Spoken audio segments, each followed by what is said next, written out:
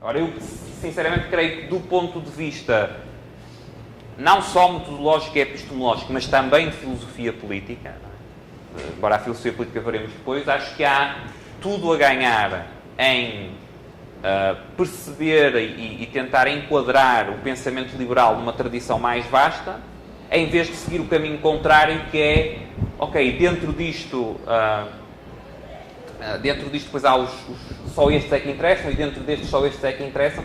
Há um sketch se tivermos internet eu posso mostrar numa das próximas sessões, que é muito curto. Há um sketch dos Monty Python, que é sobre a divisão entre fações, que é muito engraçado, em que no fim acaba cada fação com uma pessoa, não é?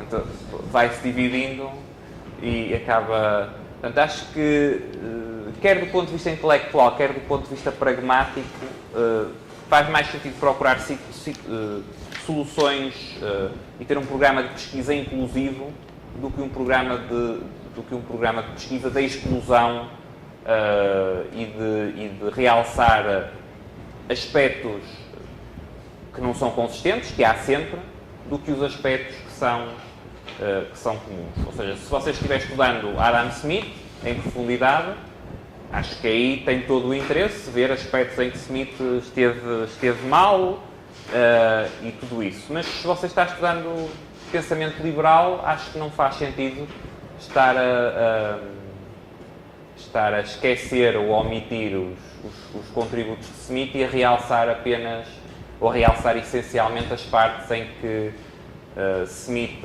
antes da Revolução Marginalista, antes de muitos avanços que só se deram no século XX, escreveu coisas com as quais pode discordar. Mas é uma posição pessoal. O polilogismo?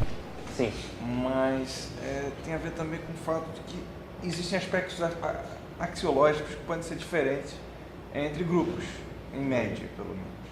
Por exemplo, o preço da carne de porco baixando não deve aumentar a demanda de carne de porco dos judeus, pelo menos em média.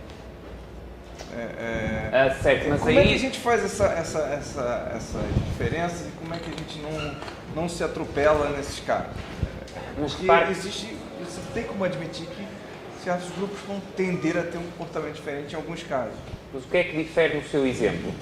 Vamos lá pensar. Acho que é um bom exemplo. Vamos pensar no exemplo. O preço da carne de porco desce, não é? Isso não afeta a procura dos judeus. Porquê? Porque o princípio religioso, eles não consomem carne de porco. Generalize isso. Eu consigo generalizar daí. Se você consegue também, certamente. Ela já quase que o fez. O que acabou de dizer deu um exemplo de um caso em que, se eu não tiver interesse no consumo de um bem, alterações no preço não vão influenciar o consumo. Certo? Perfeitamente generalizado. Certo, mas aí quando você faz foi um exemplo que eu dei, mas você pode fazer um exemplo para um contexto de um país, por exemplo. Certo. Eu não vou ter um exemplo para te dar, mas que alguma coisa não tem um efeito diferente para outro em função dos aspectos axiológicos. Mas não é... A questão, ou seja, pode ter efeito diferente. Agora, a questão é que, na perspectiva austríaca, e nesse aspecto também na perspectiva neoclássica, a questão é, podemos ter alguma lei comum de aplicação universal ou não? E na perspectiva austríaca, e também nesse aspecto na perspectiva neoclássica, a resposta é sim, podemos. Ou seja, se tiver, para nos mantermos próximo do exemplo que deu, um bem de características normais, uma subida de preço tende a gerar uma diminuição da quantidade procurada. Okay? E isso nós podemos, é algo que vai estar presente, pode estar presente em diferentes graus. Há algumas categorias de bens para as quais isso não acontece, mas isso também é generalizável. Também posso ter leis para esses tipos de bens, para bens inferiores, para bens Giffen, etc. Mas a questão é que o ponto não é que as circunstâncias concretas Não influenciam. Influenciam. O ponto é que há algo de geral, mesmo tendo em conta todas as diferenças concretas. Ou seja, que essas diferenças não são de tal ordem que anulam a possibilidade de eu extrair qualquer lei geral. E em termos científicos, o que nos vai interessar mais é o que podemos compreender de geral. O que depois é, em termos de... Isto até se relaciona com uma questão que o seu colega me colocou no intervalo. O que nós depois vamos poder extrair daí é um padrão geral de previsão para esse fenómeno. Não vamos poder extrair nunca uma previsão para um caso concreto. Porquê? Por causa dos elementos que você referiu. No caso concreto, isso depende não só da lei geral.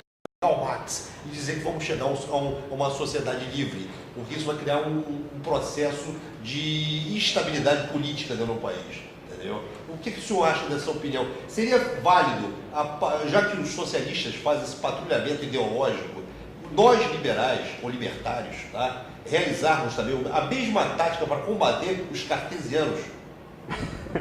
Eu sou contra todas as formas de patrulhamento ideológico, portanto, aí não, seja intraliberais, intra-académicos, isso aí, acho, quer dizer, em relação a esta, e a distinção que estava a dizer, como bem assinalou, é compatível com esta, quer dizer, acho que também é preciso alguma cautela na leitura desta distinção de Hayek e de outros autores, não é?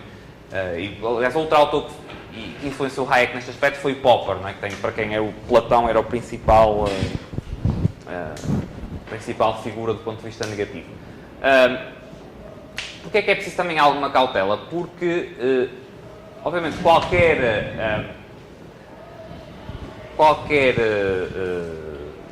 qualquer dualismo que construímos nesses termos, não é? Individualismo verdadeiro, individualismo falso,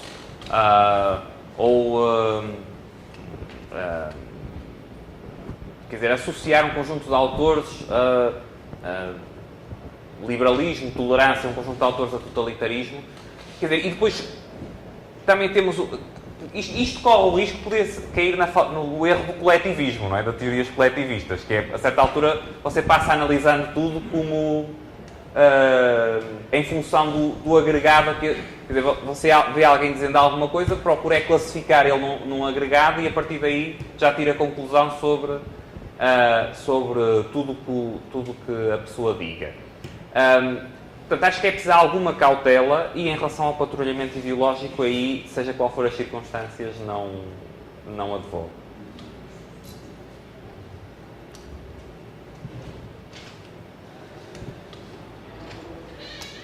Mais questões?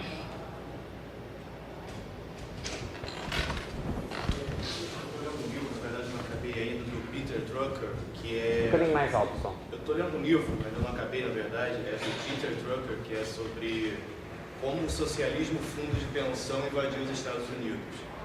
E que ele fala como é que os fundos de pensão, seja trabalhadores públicos, seja privados, como é que eles compravam realmente, como é que os trabalhadores nos Estados Unidos hoje em dia possuem os meios de produção das empresas que eles trabalham.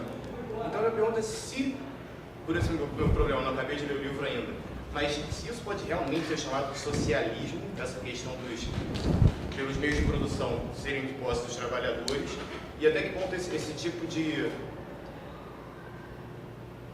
propriedade pode influenciar nas questões políticas americanas. Quer dizer, acho que conheço a linha de argumentação, mas não me parece a melhor designação chamar socialismo. E não há nada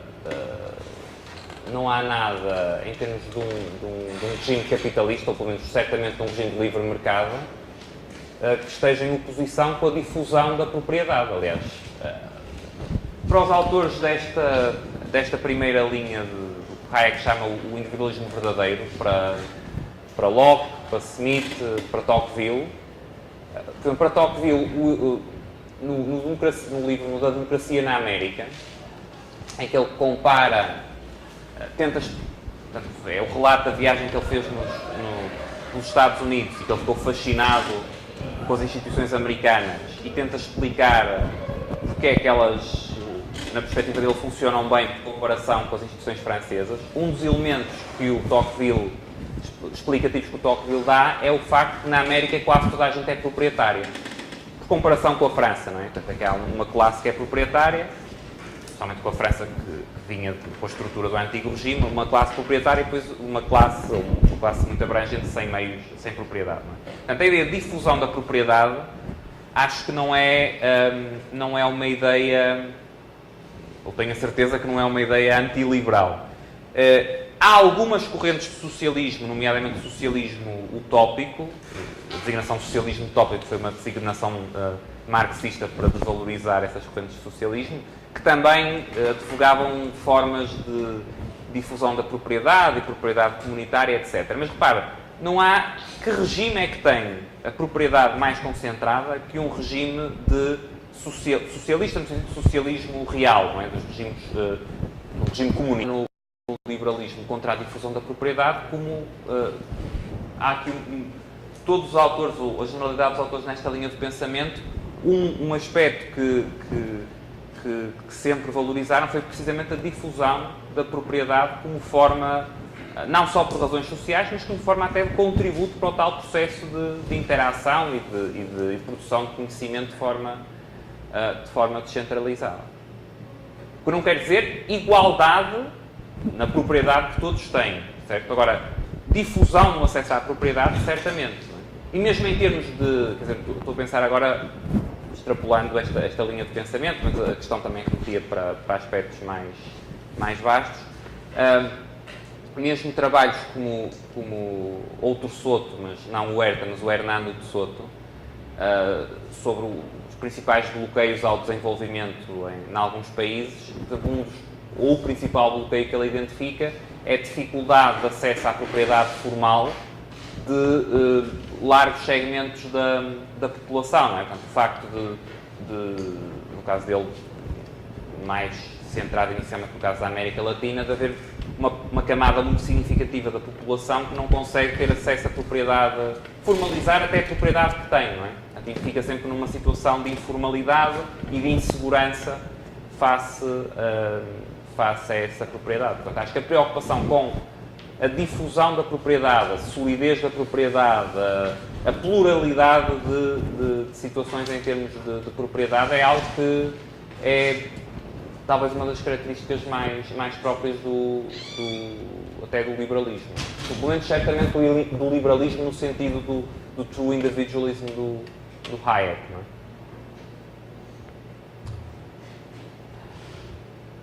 Mais alguma questão? Então, ficamos por aqui. Obrigado.